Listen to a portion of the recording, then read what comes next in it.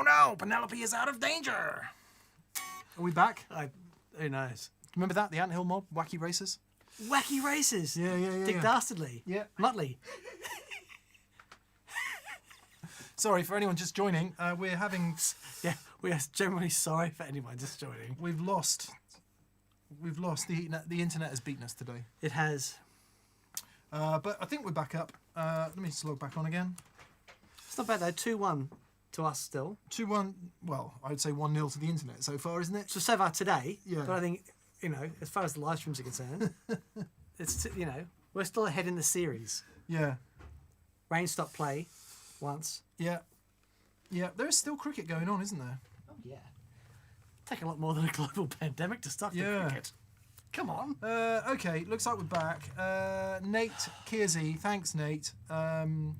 To you. BV says welcome back, and thanks to BV for moderating. So really sorry about that. We don't know what it is.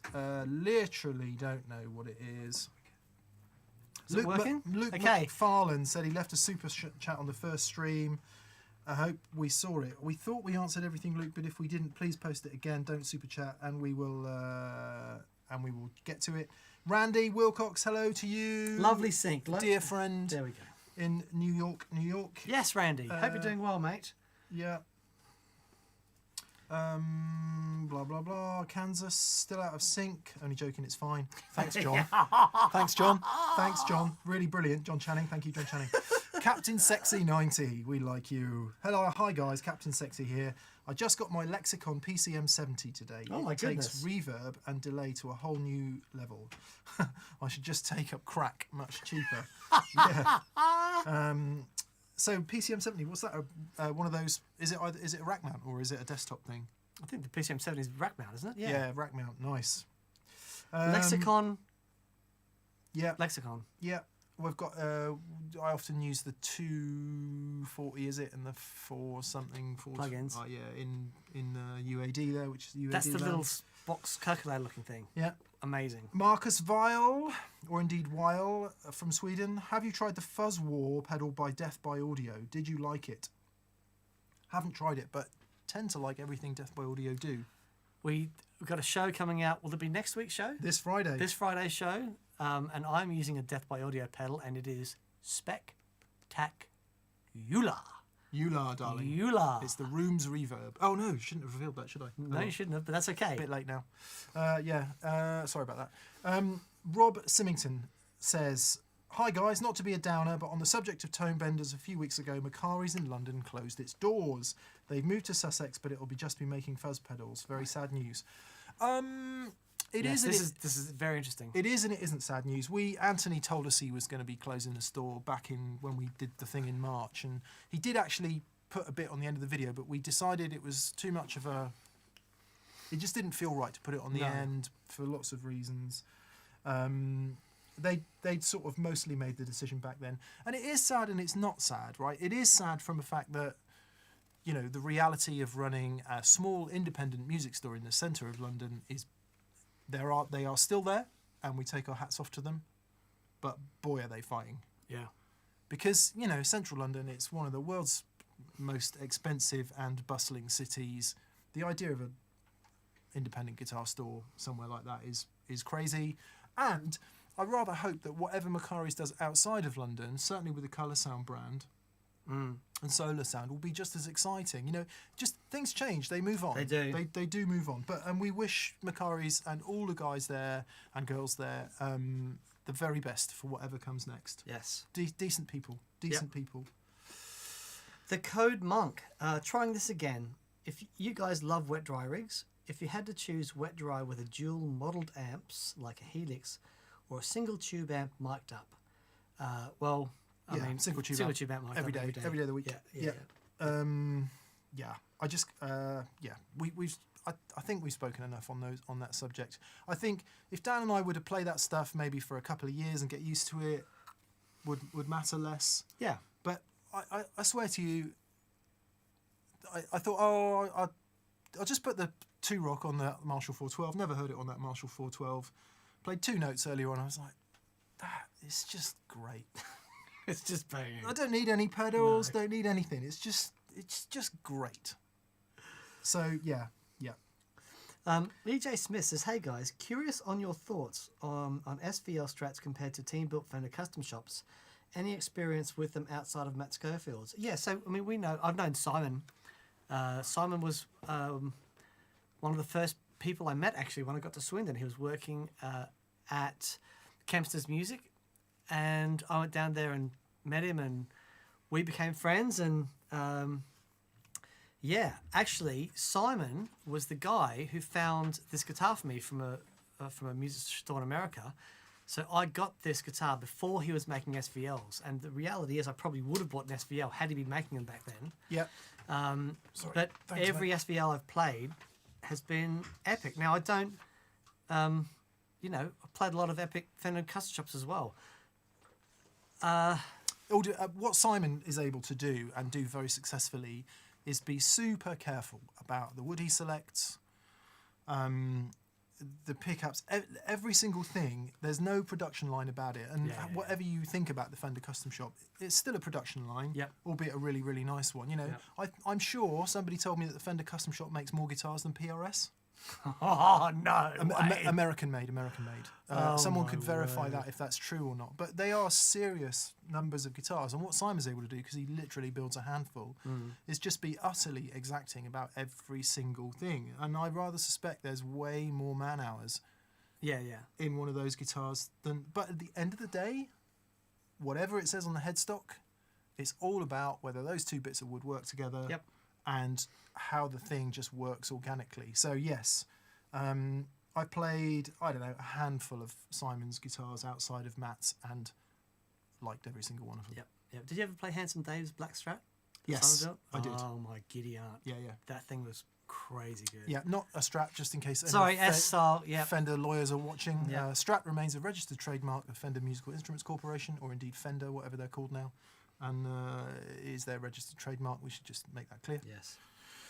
So Matt Lloyd says, hello, thanks Matt. guys, stay safe. Yes, hi Matt. Cheers, Matt. Yeah, hope you're doing well, buddy.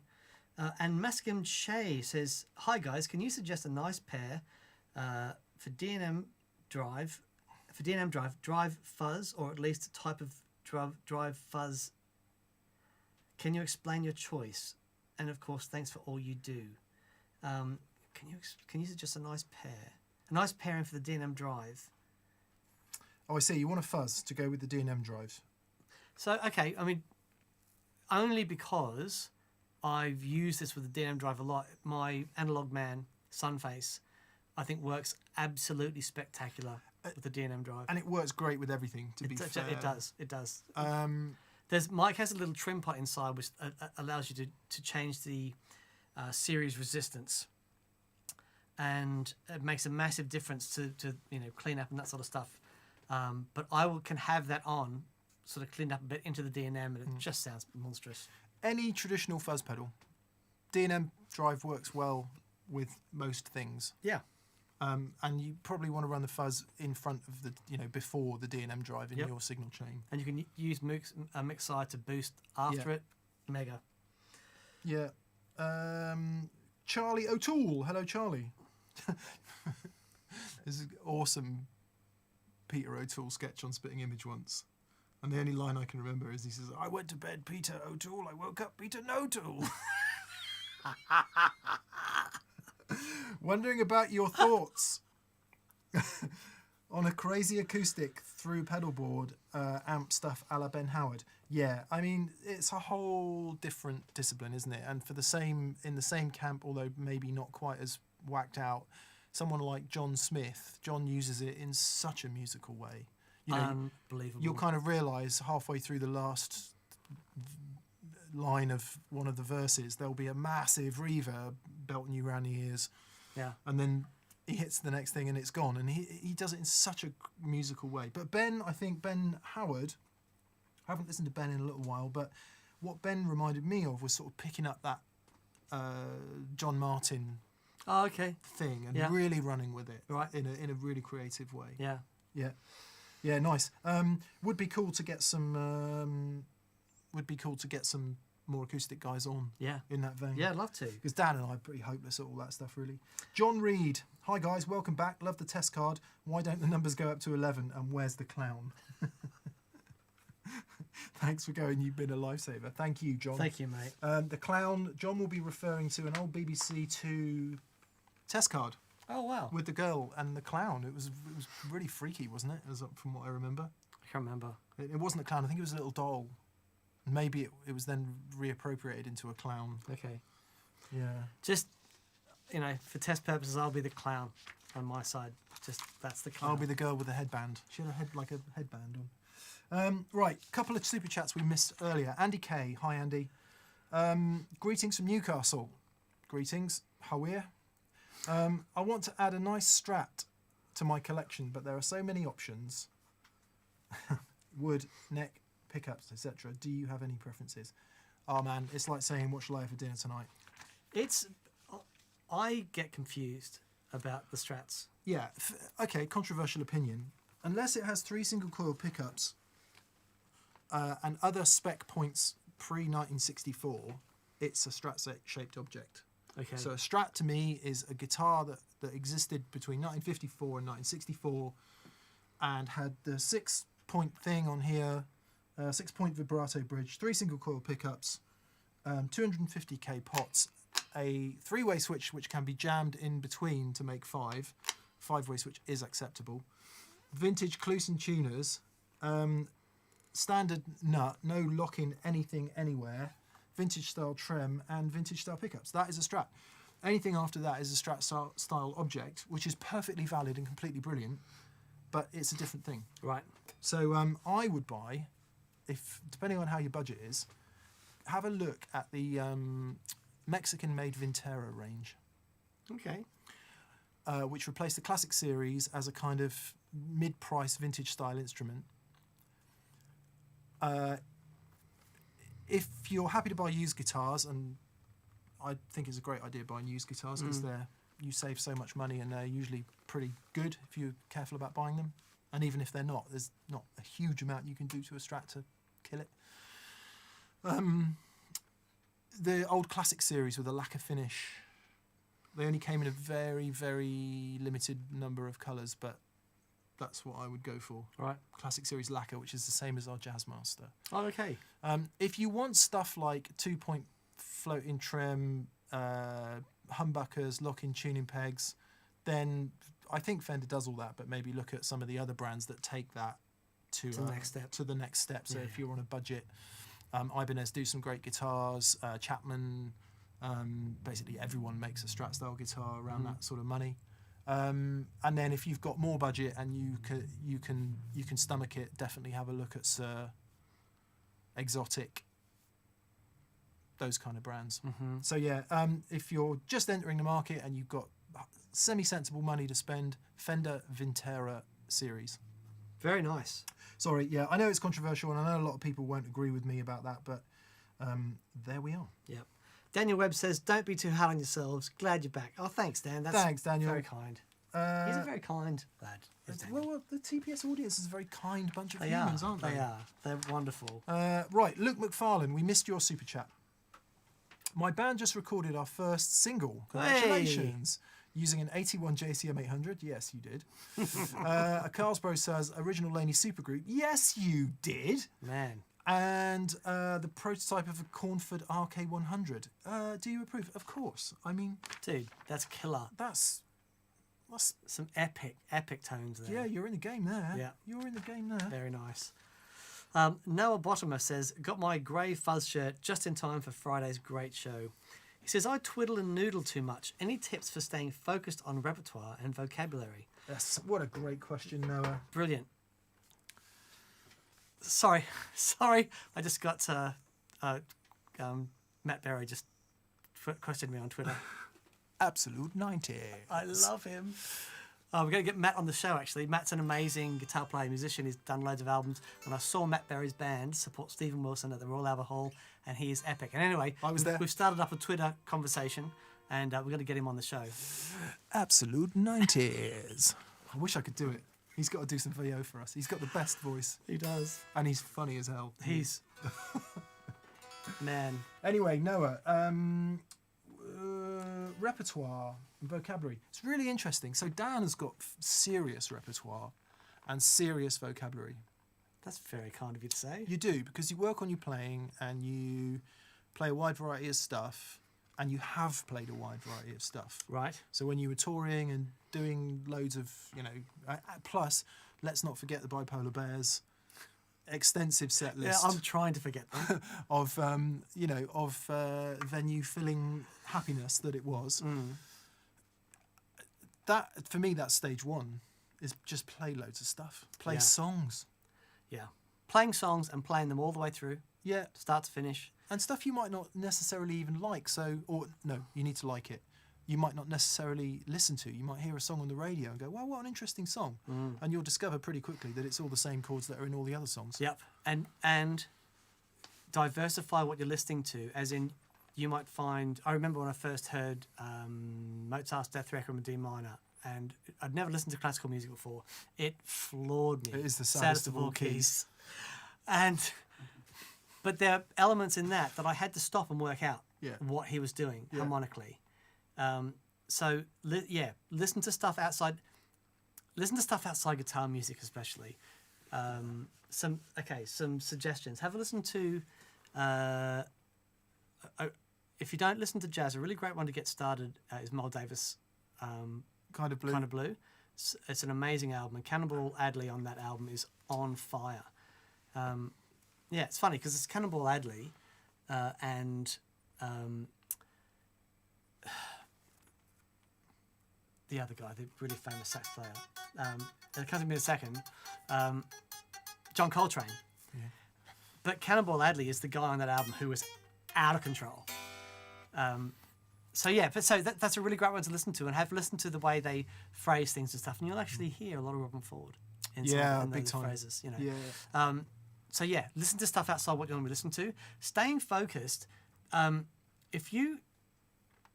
did that little 2-week challenge a while ago about trying to get some stuff I wanted to get under my fingers. So challenge yourself, set yourself some goals, and they're really handy. And if you practice for 10 minutes, give yourself a couple of minutes off by just playing some schwungage, but then get back on track. Give yourself a goal. Work out what you want to know, what you want to be able to play, and start working on that. And then Yeah. yeah, And one of the dangers with noodling is you noodle all the stuff that you can do and that falls easy under your fingers. exactly. That is important, It's because gaining fluidity and all of that is super important. However, we've all got that bit in the song that we always play wrong, if you're learning your sorry, you don't need any guitar phrase. I'll just do it in these mics. The kind of.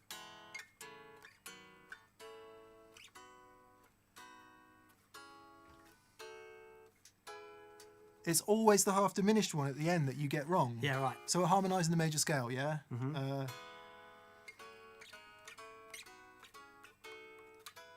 And for weeks I'd just be going and just skipping over the half diminished because it's the hard one. And it's a bit like anything in life. Do the hard thing first. Yeah.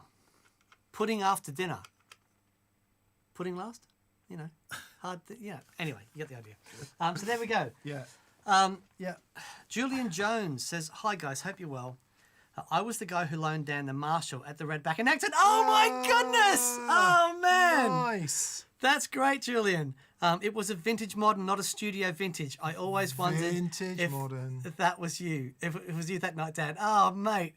Julian, you're an absolute lifesaver. Thank you so much for that. And that sounded killer. It sounded killer. Yeah, Paul Gilbert used him for a minute there, as I remember. Right. In fact, I think he did the launch for it. Right. Yeah, maybe. Yeah, there you go. Well, that's so funny. So thank you, Julian. That's great to HRJ 1411.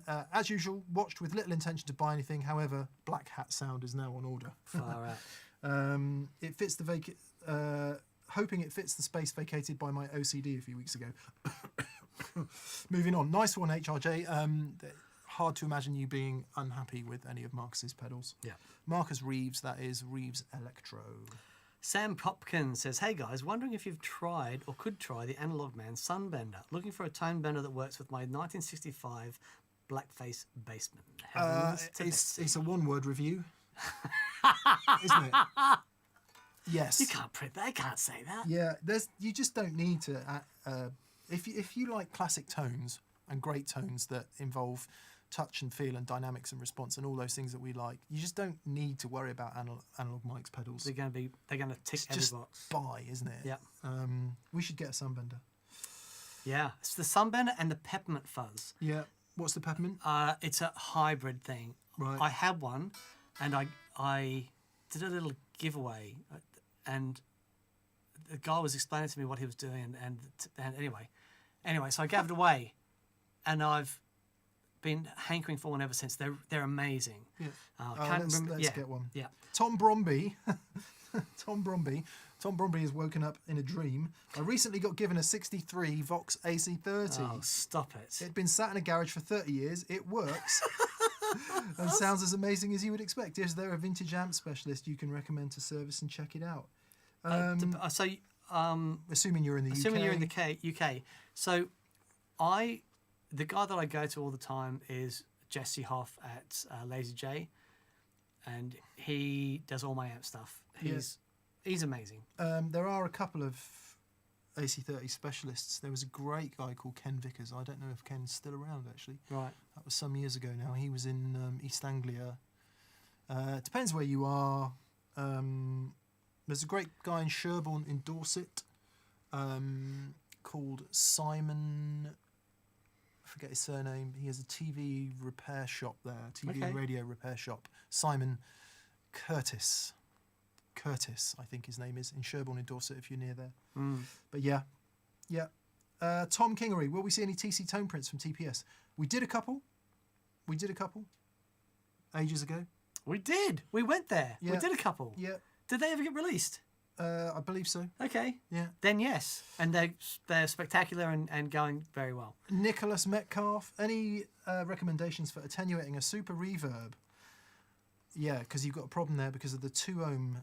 Was thinking about an Iron Man at 4 ohms, but I've heard you can run 2 attenuators in parallel to get it down to 2. I actually have no idea. So I would contact Iron Man and ask them about that. Yeah. There's a big difference between 2 ohms and 4 ohms. Yeah. So yeah, I'd contact Iron Man and ask them.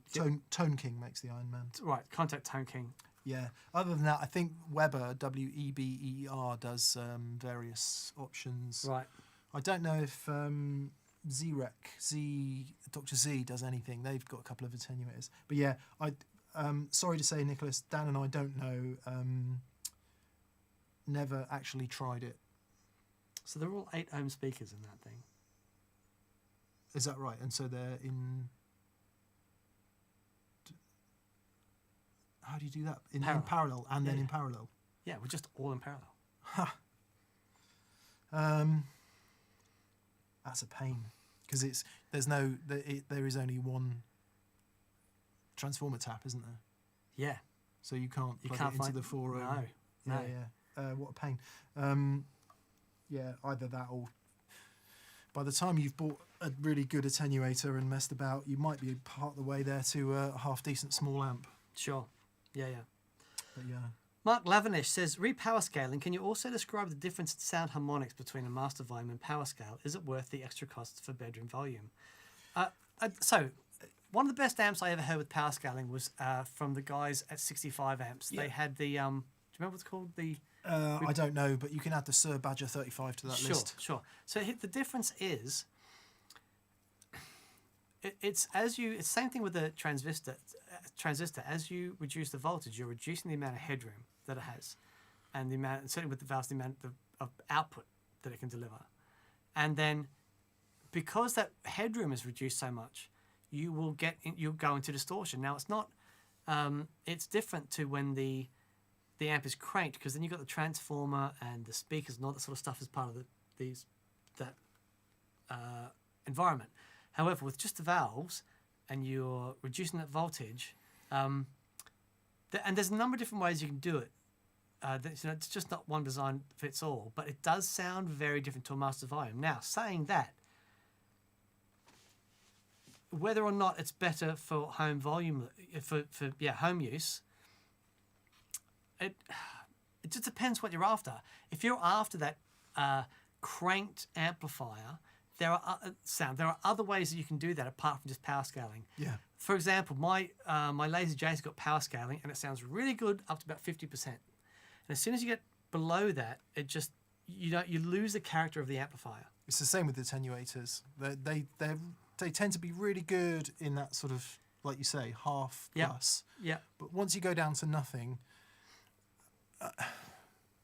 you know, you in some cases you really genuinely can be better off with something like a Power station. or a Yamaha THR, something digital Yeah. and small. But if you've got your amplifier and you want to crank it, but not, but sort of have that volume. So the power station, Fryat, the Fryette power it's station, a good shout. is unreal because it's taking the output valves and the transformer and taking that whole sound and just reducing the whole thing. Yeah. And it's wonderful. We see you're in the States, Mark.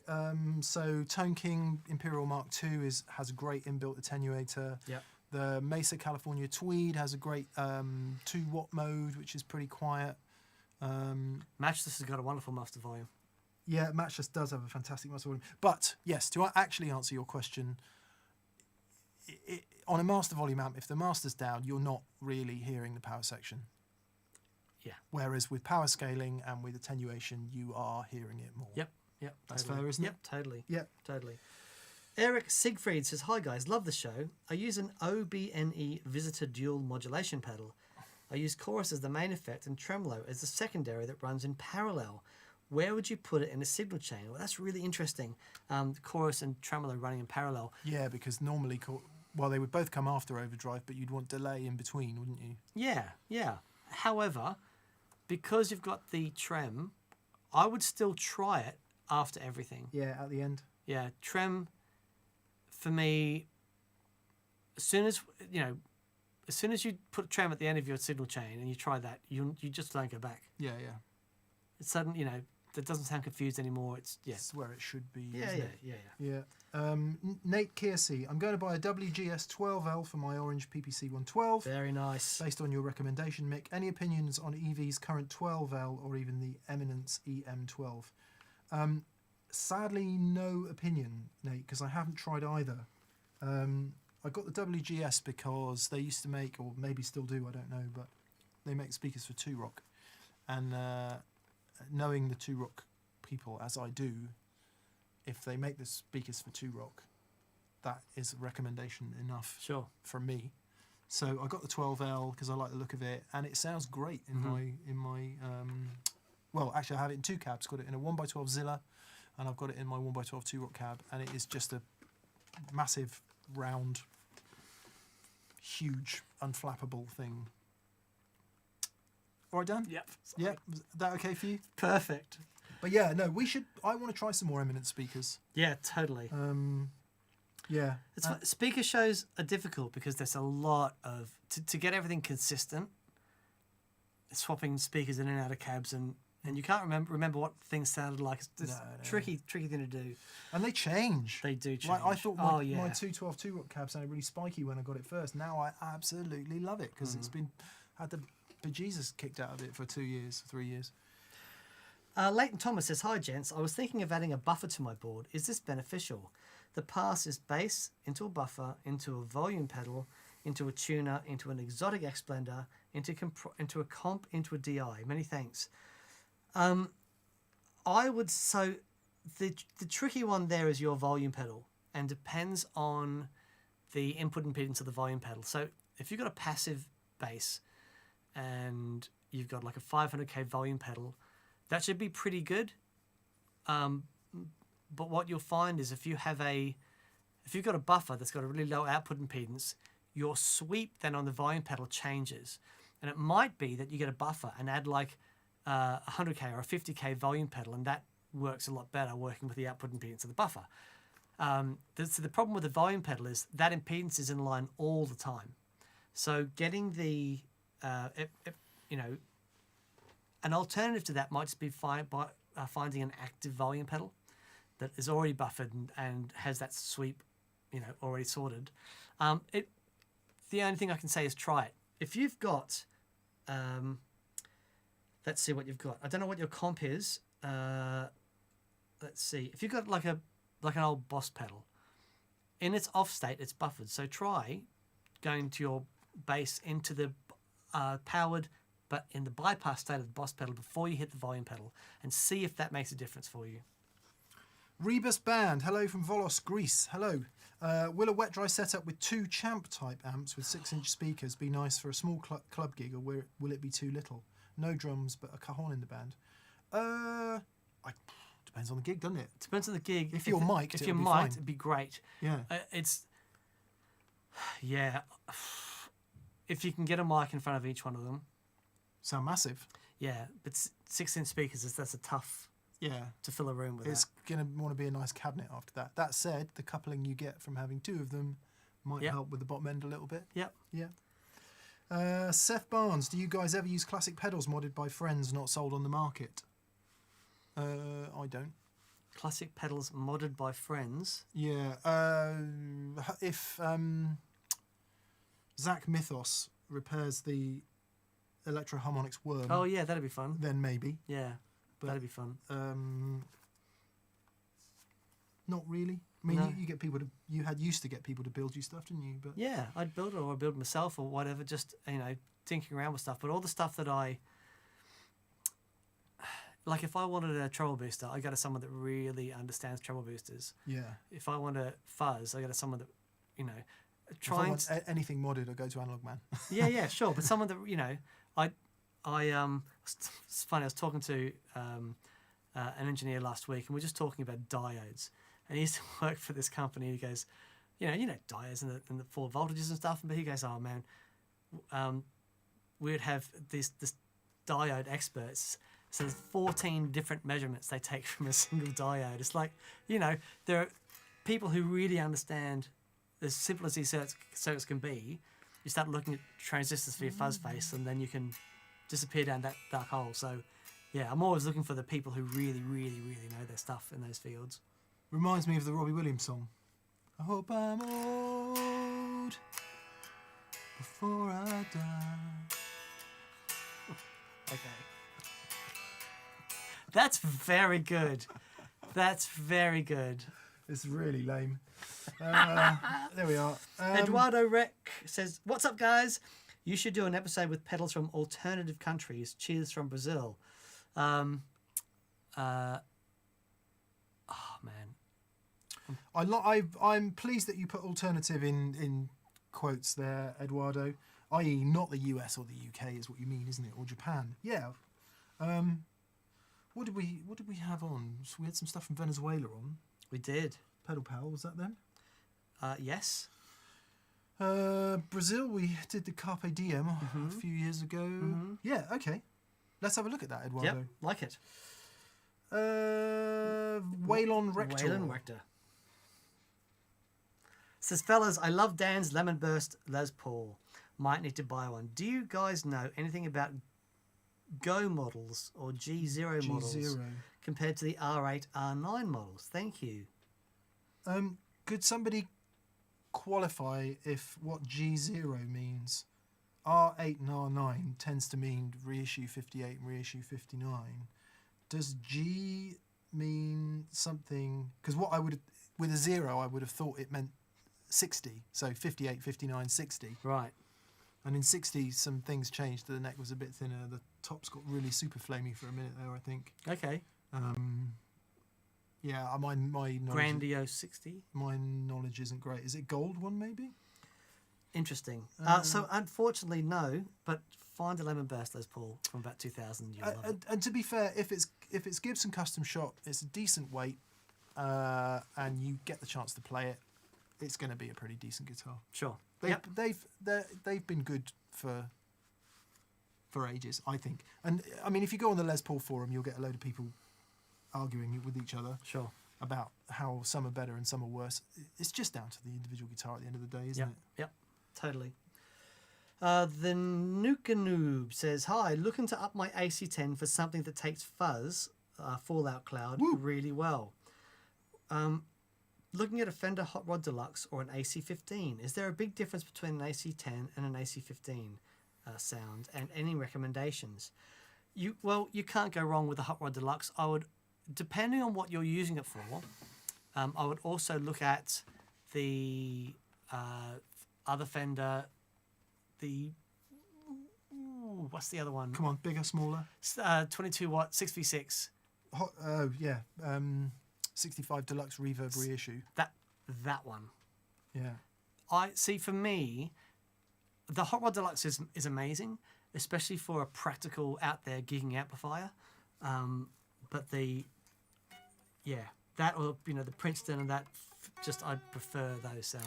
Yeah, or 20 watt Marshall of some description. Yeah, 2061X, still probably my favourite Marshall apart from a banging Plexi. And there is a big difference between the AC10 and AC15. Massively, and it depends on the AC10 because Dan's AC10, 1959 AC10, has got way more headroom than any AC15 I've played. Yeah. And I don't understand that. It's crazy. At all. But the difference in headroom between Hot Rod Deluxe and an AC15 is colossal.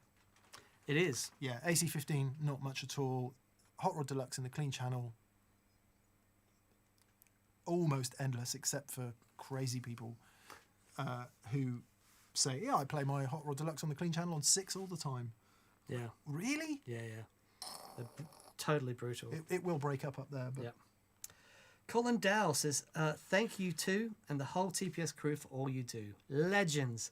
Do you always use matching cabs or do you like to mix and match? Do you have a fave that works with many different heads? A good first proper cab, ? I've got a favourite cab, which is my Marshall 2x12 mini thing, which works awesome with everything.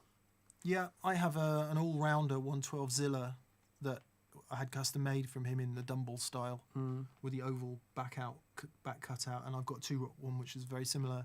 That would be my go-to all-round 1x12 cab. If you're in the UK, you're not, Colin, you're somewhere else. There's some really good cab manufacturers out there. So yeah, an all-round decent 112. I guess you need to make the decision about whether it's open back or closed back, and of course the plethora of speakers available. Do we always use the same brand? No. That's the first time I've ever done that, though, to be fair. Sounds epic. The Two Rocks on the Marshall 412. And again, I use the Zilla with pretty much everything for ages. Yeah. There's an aesthetic pleasure in having the right thing underneath. There is. So, for example, the matchless sounded great with other cabs, but it wasn't until I got it with the actual matchless cab that all the magic happened, because he designs the cabs and the amps to sort of work together. And cab design is a really interesting thing.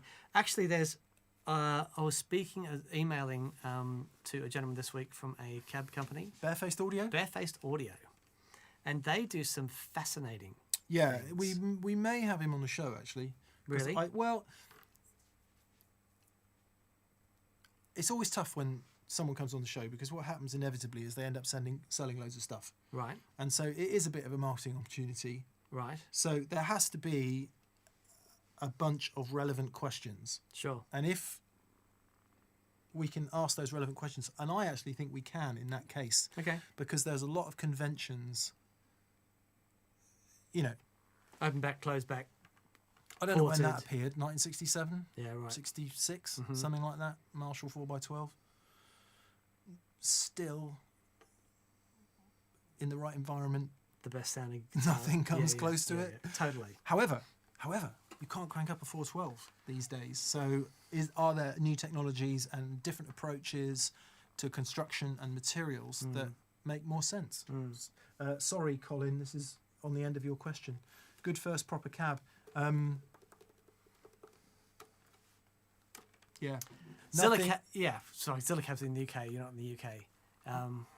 It really depends on the amp. Yeah. So if you like old school type valve amps, then for mine and Dan's opinion anyway, modern MDF type inert cabs aren't a great choice. The cab itself has quite a lot of sound. Yeah. So for example, if you're going for a vintage Fender tweed sound, you want it made out of pine and really resonant.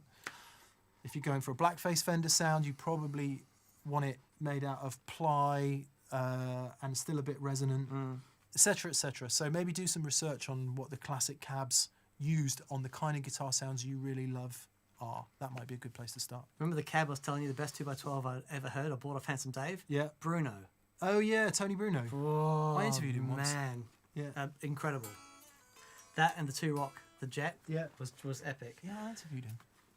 David Downs says, after years of Fender style amps, I purchased my first British style amp, a Sir Badger 35 with EL84s. It's an epic amplifier. It's a really fantastic, and that has power scaling, if I'm not mistaken. Yep. And he says he's driving the front with a Kingsley Harlot. Oh. I feel at home now, thanks Get to on. you guys. It's been totally awesome. That'll do. Yep, that'll do That'll it. do. Brian Garcia. Hello, Brian. Thanks for joining us. Thoughts on miking a 112 cab with a dynamic and a condenser to capture more low end, as well as any tips for first time recording, starting up a humble channel to share some playing. Thanks as always. Brian, you don't need the condenser for low end because you just don't need all that low end. And actually, if I was going to do a 2 mic thing, I would use an on one and a room mic. Yeah. You can, by all means, you know, Bob Rock, 2 mics on a cab, but he's recording Metallica and whoever else it is. Yeah. And I guarantee that whoever produced that or mixed it rolled off everything below higher than you would think as well. So if you heard those isolated guitar tracks, there won't be a lot of bass in them. However, in a room recording, if you want to get into something like what Dan and I do, the bass you get off a close mic guitar amp cab is quite different than the sort of resonant room bottom end that you get, which is actually the pleasant stuff. Yep. Now Totally. you get into phase problems there, of course, because your phase needs to be okay. But yeah, I mean, as always, it's try a few things and see how you get on. You know, the classic Bob Rock was a Sennheiser 421 and an SM57, wasn't it? Wow. I think I'm right in saying. I when I first got the ISO cab, I just grabbed 2 new SM57s, Yeah, put them on there, one in the middle, one off axis a little bit. Boy, oh boy. yeah. It's like, okay, anything that beats this is going to be epic, because that sound was absolutely killer. I always think that the two mic thing is more about mid range than it is bottom end. Fraser's looking unhappy. It's the blend of the 2 mics really determines the mid range character. Yeah. But bottom end, yeah, you do end up rolling a lot of it off. Sure. And if you put the dynamic mic too close to the speaker, you get what's it called, Fraser? Proximity effect, where you get horrible popping bass, which is why you often see them on axis as it goes. Right. But yeah, try a little tip for you. Dan and I, for years, recorded all of that pedal show on a Zoom H6, and the Zoom H6 is a little handheld recorder that's got 4 XLR ins, and you can add 2 more on the top if you want. But the thing it comes with in the kit is an XY mic that sticks on the top. So we'd run the guitar amp mic into one of the channels on the H6. We'd put it about where the pedal board is, so I don't know, 8 feet away, and point the 2 room mics away, the XY mics away, so they're just picking up what's happening in an ambient sense. Mix those in with the single amp on the single mic on the cab. That was a pretty decent guitar sound. And if we do anything on location, we may well still do that. Yeah. If we can't take all the Apollos and everything. Yeah. I've just got the H6 Black, and done my first few things with it. It's so good. But yeah, we used it for years. Good luck with it, Brian. Yes, good luck, Brian. Holy Freak 86 says, hello from Argentina. Hello. I recently bought the DD200 and I love it. What delay setting do you recommend for worship style rhythm guitar?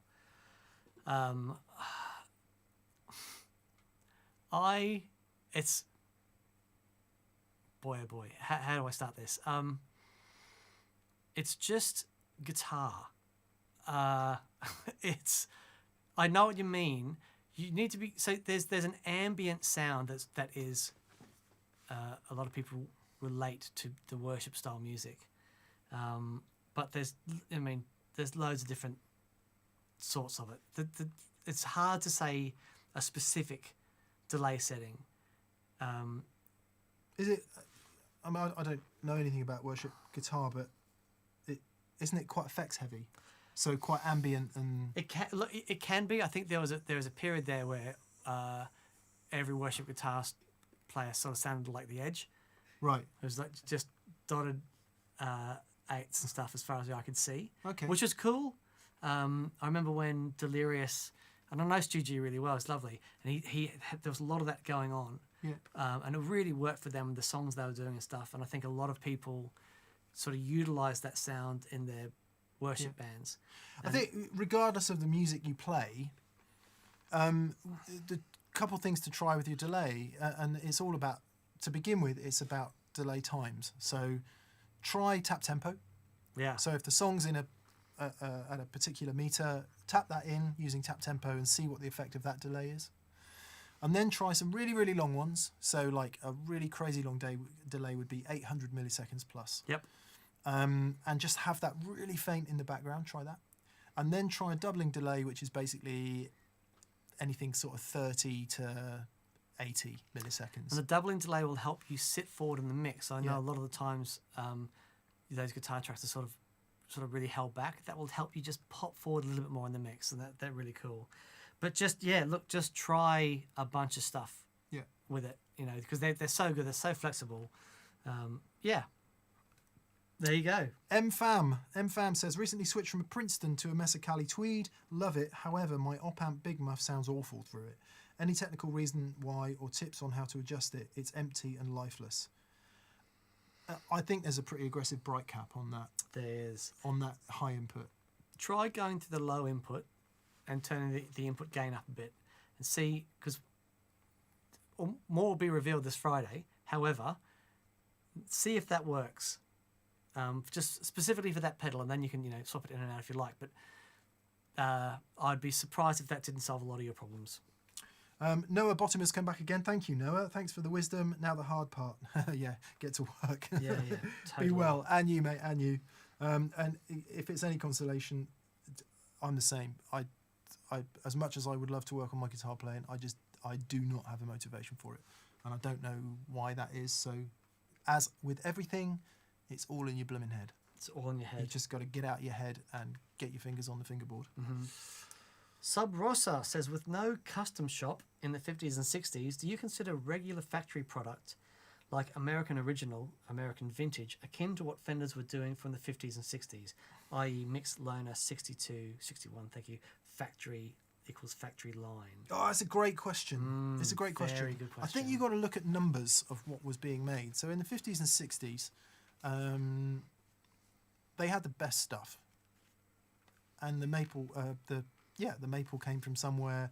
The alder and the ash came from somewhere. Mm-hmm. The Brazilian rosewood came from Brazil, etc., etc., etc. And yeah, for sure, it was designed. These things were designed to have replaceable parts and be kind of, you wear the neck out, put a new neck on. Wow. That was Leo Fender's part of Leo Fender's motivation. The other part was that they would be easy and cheap to build. And like so many things that they weren't designing for, it just worked. Yeah. So do we think regular factory product like American Original is the same as it was in the 50s and 60s? No, because they're not made out of the same stuff, basically. Also, you could make a very strong argument to say they're a lot better than they were in the 50s and 60s from a manufacturing point of view, because now you've got big CNC machines doing everything. There's some horrific video. If you go on to Das Interweb and look at videos of the Fender factory, and you'll see some dude there with his shirt off. Oh, I've seen this. It's epic. Doing it by hand. Massive, great sanding wheel doing the... doing the, like how many fingers were lost in that, See the guy in the bandsaw? Yeah. Cutting out the telly, it's like, just Yeah. cigarette hanging out of his mouth. All That'll do. the kind of stuff that just simply would not be allowed these days. So it was, not consistent, handmade, factory-produced averageness, really, wasn't it? Yeah. But because and of Abigail sat there winding the pickups in the corner of the video. And because, I don't know. They're certainly a lot more consistent than they were back then, I would have thought. But there's, things they can't do and things they can't use anymore. So Sure. It's a great question. DR says, greetings from the San Francisco Bay Area. I love San Francisco. Went there on my honeymoon and did the whole... So I Married an Axe Murder was one of my favourite films. And we basically went to sort of reproduced all the parts of the film. Is that the one where he goes, look at this massive heat? Look at the size of that boy's head. It's like an orange and a toothpick. It's got its got own an weather, Orson, Liam. own weather system. Oh, I was offside with that one. He'll be crying himself to sleep tonight on his huge pillow.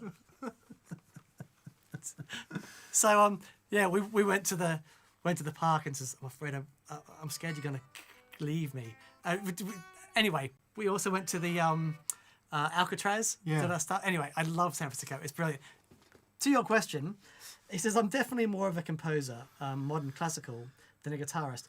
I'm struggling to get dissonance to work well with distortion. It's harmonically messy. Do you have any tips? Okay, so it's really interesting. This. Can I tell the Mutt Lang story? Yes. Okay. I think Mutt Lang was the first person that I'd heard of, and I don't know if you say his name Langer. Anyway, he produced AC/DC, and he was also Shania Twain's wife. What a life. Husband. He was one of the first producers I'd heard of, which, because of the problem you're talking about, would track individual notes in chords separately. There you go. So let's say the problem with an A major chord is the major third, right? So you get dissonance on the major third because it's never quite in tune, especially on the major third. And when you add harmonics to that in the distortion, it can sound really off. So what Mutt did, and I've seen this done in metal tracking sessions as well, where they track pairs of tunes, pairs of strings. So they'll track, so let's say the riff goes like this.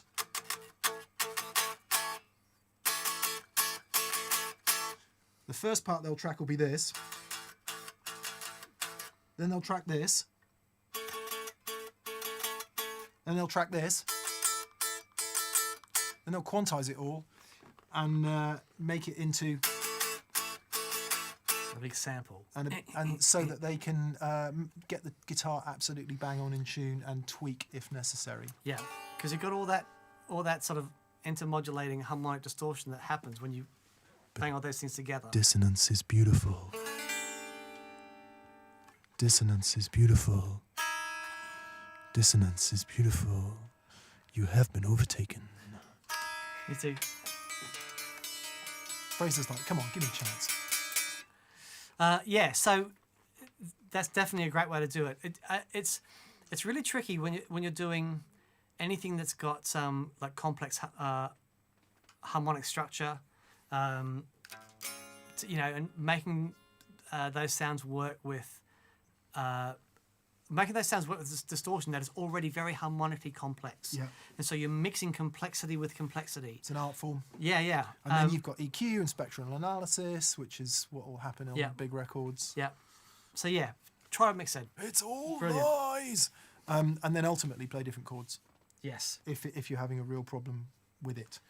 2 points on the 2 ohm super reverb attenuator. Gary Mosley, hi Gary, hope you're well, mate. Says apparently THD may have made a 2 ohm attenuator, cool. and TAD also make a silencer in a 2 ohm. So apologies, I've temporarily mislaid your name, but the 2 ohm super reverb. Check out, look for a used, I believe it would be, but I don't know. THD, total harmonic distortion, and TAD, tube amp dynamics, tube something. TAD, Okay. TAD, THD, 2 different manufacturers. Tomatoes and daisies. Yes. Brent Porter says thoughts on Friat Power Station versus the Boss Tube Amp Expander. They both reamp as opposed to attenuate. You've done shows on both, but not compared. A lot of people One of them does it with glowing valves, and one does it with other other means. non-valves. Yeah, I really like the Power Station. There's some subtle EQ things on there as well that enables you to sort of buck the Fletcher Munson curve and stuff. Yeah, so they're really great. Boss Tube Amp Expander that's really good. It does. I think the Tube Amp Expander for recording and stuff is really great, but purely for that a reamping attenuation type thing, I really like the Power Station. It's a great thing. Really is. Yeah, it comes. So yeah, Pressy, what he said. If you want your amp reamped in a solid state fashion with a load of digital stuff, useful effects built in, all of that, real Swiss Army knife tube amp expander if you just want a really great valve power stage that can go louder or quieter. It's really good. Yeah, Yeah. the other thing. Yeah. Right.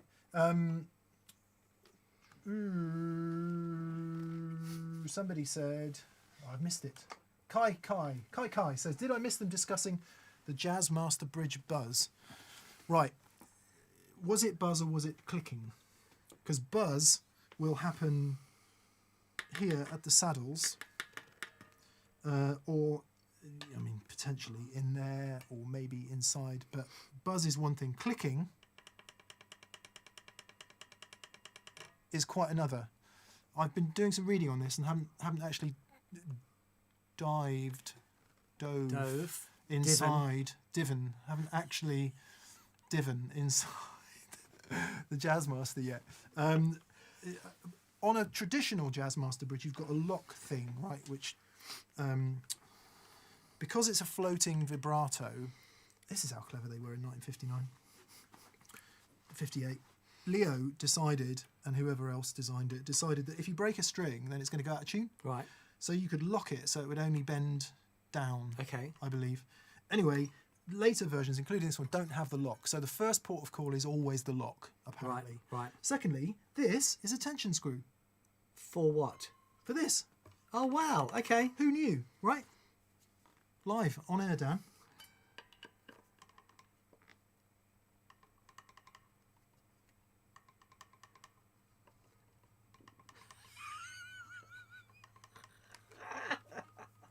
Netflix would do this. Netflix would pay for this. They would. They would pay so little.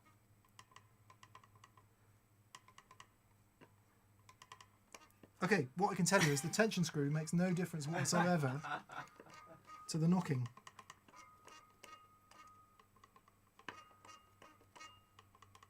Yeah. Is it now harder to move though? Yeah. Okay. I don't want to unscrew it and it all come to pieces. Yeah. Which is going to happen any moment.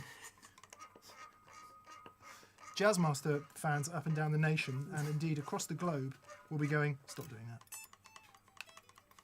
Yeah, okay, so we haven't answered your question.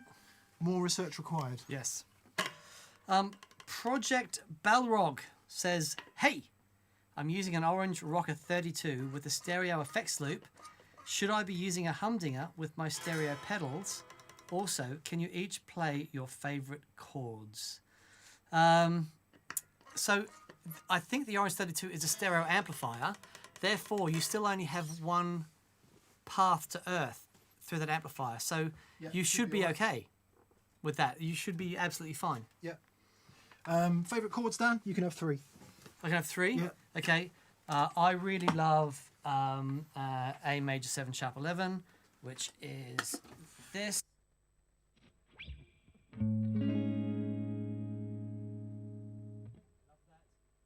It's a E minor 9 type thing. Give him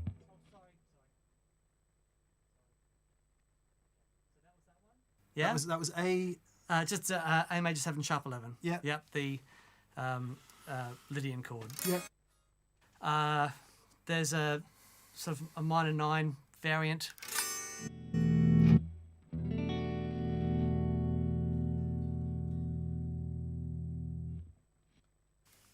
And I also really like an augmented, which is like say an A over C sharp major, which is.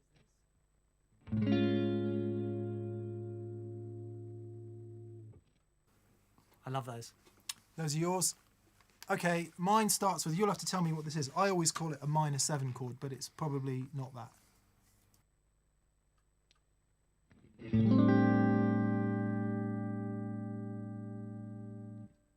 It's a minor 11 chord. Minor 11. You've dropped your 5th Yeah. here down to there, which is 4th, which becomes the 11. So there's your 5th there. And Yeah. you're dropping that down here. So yeah, put your A's there. Yep. Yep. Okay, so that's definitely number 1. And I shall follow that with my other favourite chord. So what did you say? Is it an A? It's an A minor 11. A minor 11, I'll play that, and then I will play my favourite chord, I Will Need Some Distortion. Okay, so here's A minor 11 followed by my favourite chord.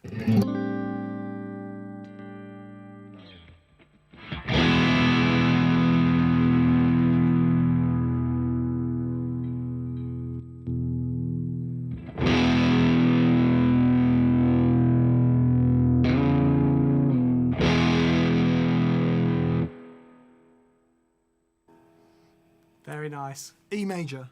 Very nice. And my final favourite chord, Distortion, no distortion.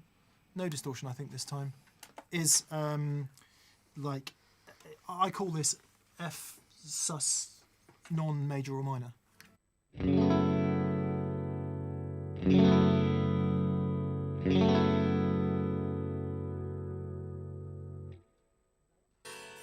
Yeah, so F sharp minor 11. Minor 11. So I'm all about the 11s. Yeah. The thing I like about that chord is it, even though he's saying it's minor, it doesn't take a really strong minor or major tonality. I like a lot of sus chords that aren't strictly major or minor. Yeah. It's a minor sus chord. You've got the minor third. So yeah, but no, it's a minor 11 chord. It's a minor 11 chord. I suppose you have got a straight minor third in there. Yeah. Yeah.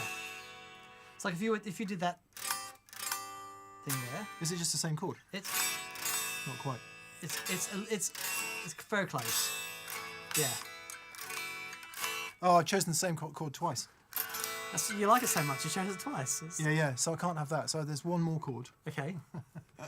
Would be this.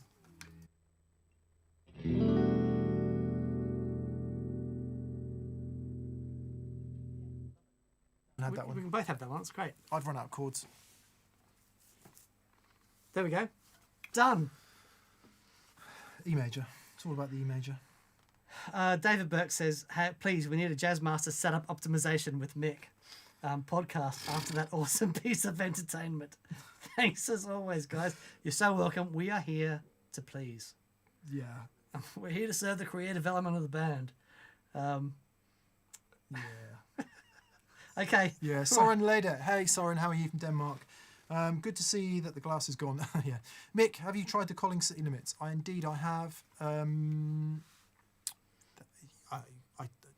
I just can't say enough good things about Collings guitars, as you probably know, Soren. So, again, like any guitar, varies from guitar to guitar.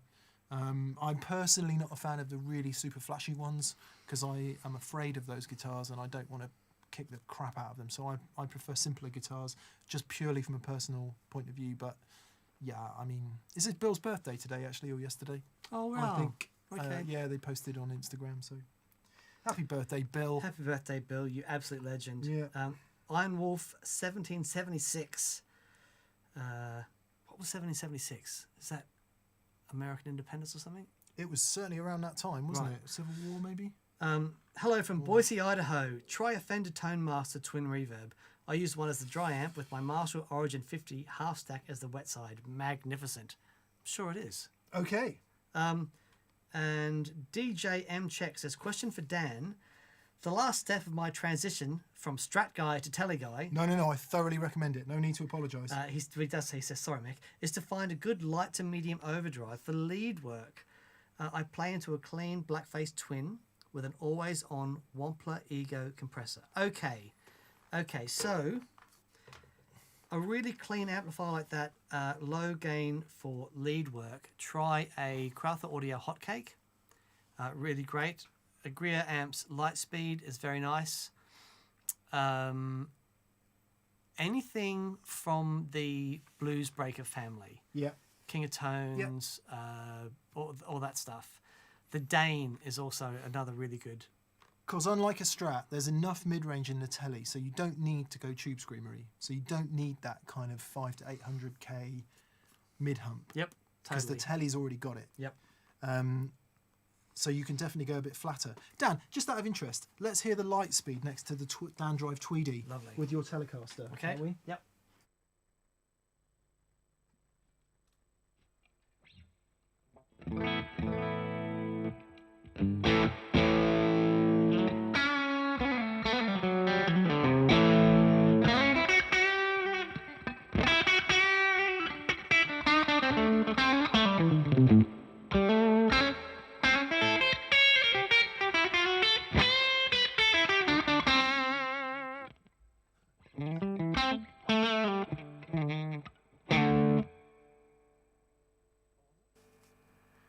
I was turning down the reverb on my amp going, wow, that's a lot of reverb. It was the Topanga. I'm going to Okay. take the Topanga out because it's got an extra fairly serious buffer in there, so we'll take that out. Okay.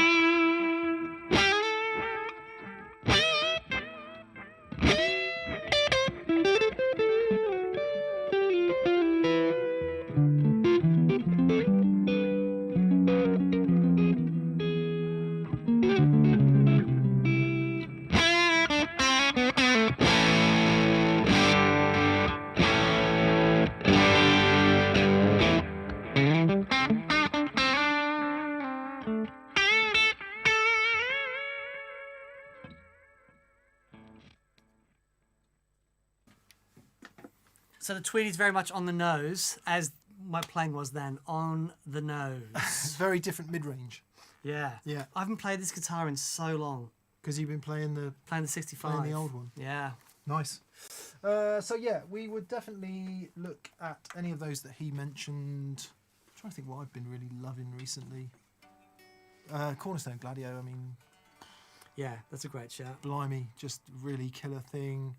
Analog Man, Prince of Tone. Prince of Tone's really good. Yeah, That, Boss BD2 Blues Driver. There you go. said that. Yeah. There's just so many fantastic.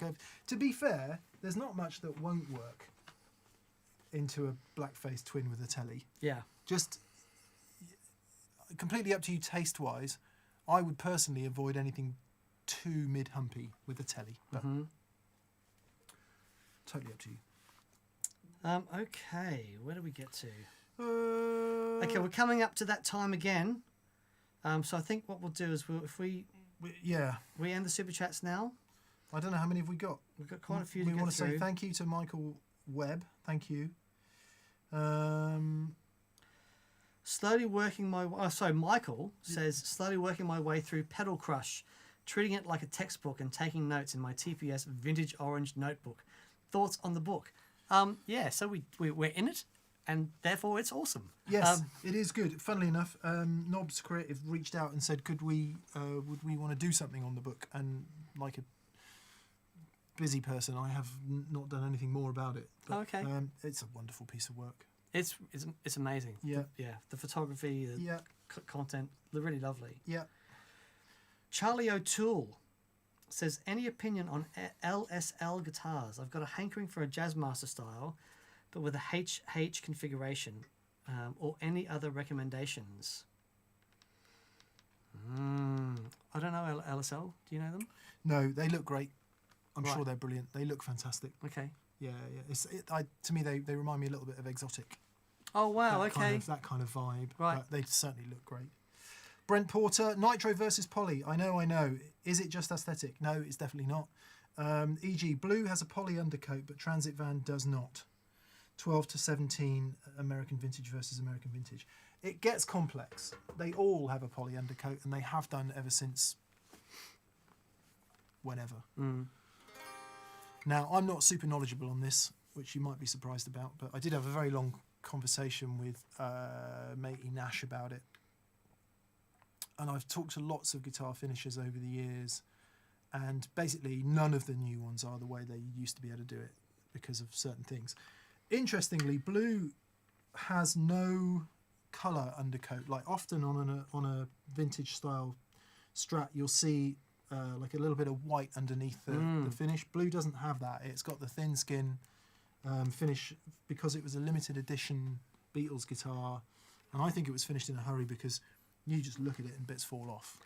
What was the Mary Kay Strat that didn't have anything under it as well? Well, because that was just like see-through blonde over ash. Right. Okay. So yeah, so I don't exactly know. Pore filler. Pore filler, is it? Yeah, so you've got a grain filler, Grain filler. Right. which is one thing, and they used to use something called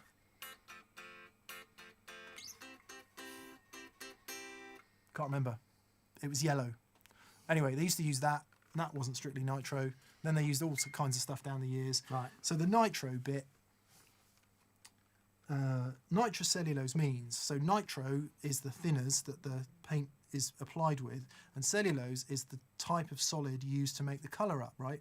So Duco was the paint code used as the DuPont.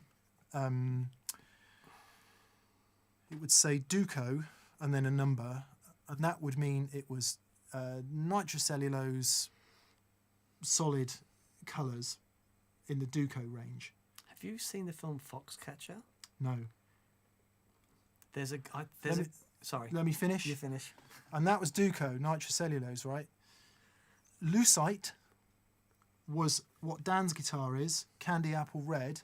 Also nitro thinners, but used acrylic for the colour solids, not cellulose. Right. So nitro finishes aren't just nitro finishes, they're all kinds of things, and they have been all kinds of things over the years. Right. Yes. So Okay. it's not like, is one better than the other? Sure.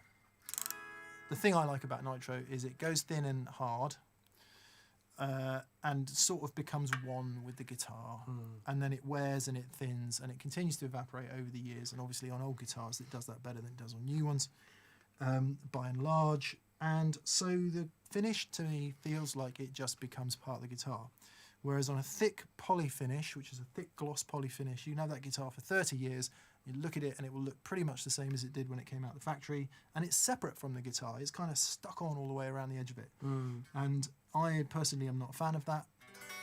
So I have always preferred nitrocellulose for that reason. And secondly, it just looks right Right. on all guitars. You mentioned DuPont. Yeah. I think the film Foxcatcher is about this. I think he was the heir to the DuPont fortune. And Okay, that's really interesting. yeah, it's very, very interesting. Anyway, See, I think Bill Nash's wife has something to do with DuPont. really. I think so. Or might have done. So I may have betrayed a terrible confidence there, but So this guy, he was the he became interested in wrestling, and basically built all these private headquarters for the American wrestling team. And he went a bit nuts and ended up painting himself. shooting. Oh no. Yeah, it was really. He was. Oh my god. Yeah, it's like unbelievable, and he was the heir to the DuPont Oh my god. fortune. But this is a documentary. It is fascinating, absolutely fascinating. That's the chord for that story. There we go. Bruno. Cesato Vieira says, "Hey guys, what would happen if I mix phaser and chorus, but only on the wet signals? I'm in Brazil. You'd be a legend, is what would happen. Yeah, boutique You'd be an pedals. are absolute legend. Yeah, you would. That would work. Sound amazing. Dan does that sort of thing almost daily. Every day. Yeah, I yeah. promise No, you. we're laughing, but generally a brilliant thing to do. Sounds awesome. Yeah. Nick Orr says, "Hi from Ann Arbor. Can you explain negative feedback's effect on tone and touch response? I recently had a pot installed on my deluxe reverb Interesting. to hopefully emulate some of the feel of an AC15, and I love it. Thanks." Yeah, so it's really interesting. The negative feedback, it basically takes some of the output and reintroduces that at the input, and it gives you it keeps things cleaner. Stabilizes. doesn't it? And to less, I think, interharmonic distortion. Yep. And so as you turn the amp up, it's sort of more controlled, and as you lessen that negative feedback, you get more of those harmonics and things. Yes. Presence controls are really Yeah, in some amps, the presence control is basically a negative feedback control. Yeah. And what you'll notice with the presence up full, the thing you notice first is that it's more trebly Yep. and more presency, but it's actually bassier and more middly and everything else as well. Because it basically increases the gain through the power amp, doesn't it? Yeah, through that stage, yeah, sure. Yeah, it doesn't turn the gain up, but the negative feedback reduces. Yeah. Yes. So it takes away the reduction, if that makes sense. Yeah. What appears at the input is basically reduced from that. Yeah. It's one of the differences between some Tweed and some Blackface amps. Sure. Not all of them, but Yeah. yeah. It just to me it feels more urgent. There's more overdrive more quickly, Yes. more touch sensitivity, which all sounds like good things. The downside of that, it can be gnarlier, slightly more aggressive, and less headroom. Yep. Yeah, not always, but yeah. Brian James says, "Hi guys, I'm swaying between an Ashdown Newt, a Katana, and a THR. It's for home practice. It needs to take pedals and 99% use with headphones. Any thoughts?" THR. THR. I use the THR all the time. I've got the old one and the new one, and they're both awesome. Yeah. The new one's great. It's got Bluetooth. You can Bluetooth my phone into it and play along with records and stuff. It's brilliant. To be fair, I haven't played the Ashdown Newt, so I can't really speak for that. But certainly in terms of form factor, functionality, sound, THR is really super hard to beat. Yep.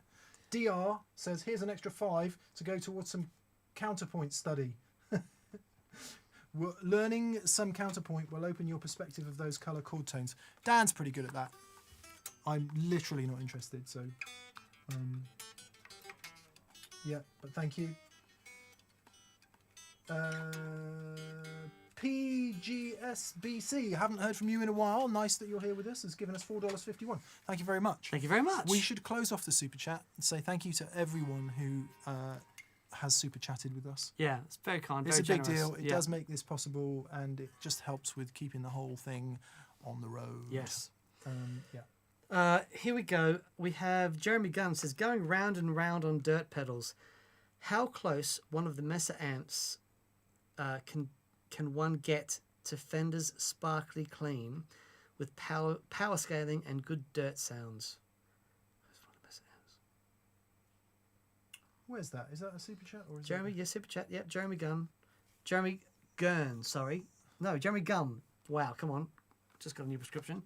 Yeah, going round and round on dirt pedals. How close one of the Mesa amps can one get to Fender's sparkly clean with power scaling and good dirt sounds?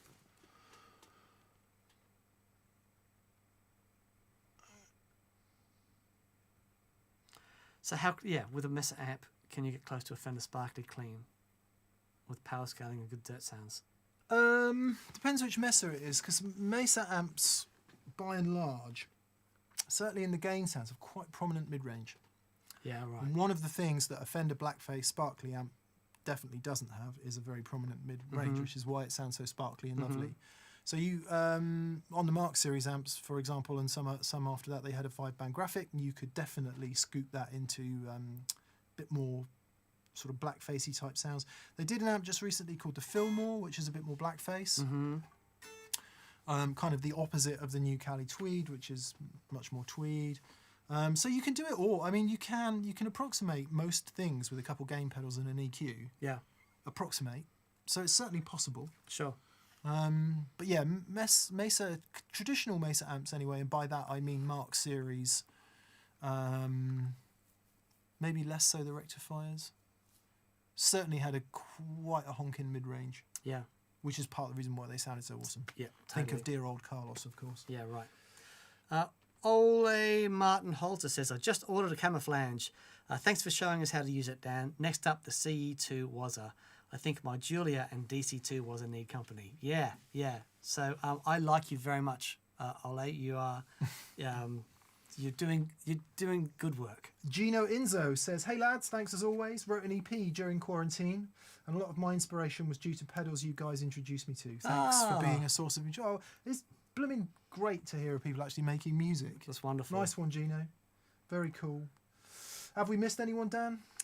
I don't believe. Tree falling in forest. Thank you to you for your kindness. Jared Held says, "Love the show. Is there a way to run pedals in front of a sensitive fuzz pedal while retaining their cleanup and characteristics?" There so is. Check out the 29 pedals Una. EUNA. We've just been sent it, and I'm quite excited by this. So yeah, 29 pedals Una. EUNA. It's basically, well, you'll have to read the description. Yeah, it's very interesting. Yep, that's one way to do it. Yep. Tree falling in forest, got that one? Yep, I think we're good. Yeah. I think we're done. Think we're done. Okay, so we'll go for one final one. Rhys Jones, advice required. Lack of space requires an amp rethink. What's your opinion on Victory V4 the Duchess for a regular practicer, part-time gigger and recorder, moving from full valve to not full valve? If regular practice, part-time gigger and recorder, you're doing a lot there. It's all in the speaker with that amp for me. I've said this before. I'm not a massive fan of the Neo speaker that can take its full 180 watts. But assuming that you won't be running it cranked the whole time, you're fully at liberty to run it into a less powerful speaker. Just something that you like. It sounds really good. The valve front end is what elevates it, in my opinion. Right. And Martin's just done a great job of getting it to sound and feel really nice. Yeah. So, yeah, certainly in terms of space saving and all that. Yeah. No, they're great. You still got to have a cab. Yeah. And that makes a massive difference. Getting the right, cab and speaker combination with that will make all the difference in the world. But, that'll sound awesome. Yeah. Okay. So thank you to everybody. I just want to mention Tom Bukovac. Actually, there's two things we need to mention. First, there's a summer bundle on at the TPS store. Oh, is there? Yeah, if you buy one T-shirt, Dan, you can save 25% on a second one while stocks last. So I get a T-shirt and a sleeve. That means no.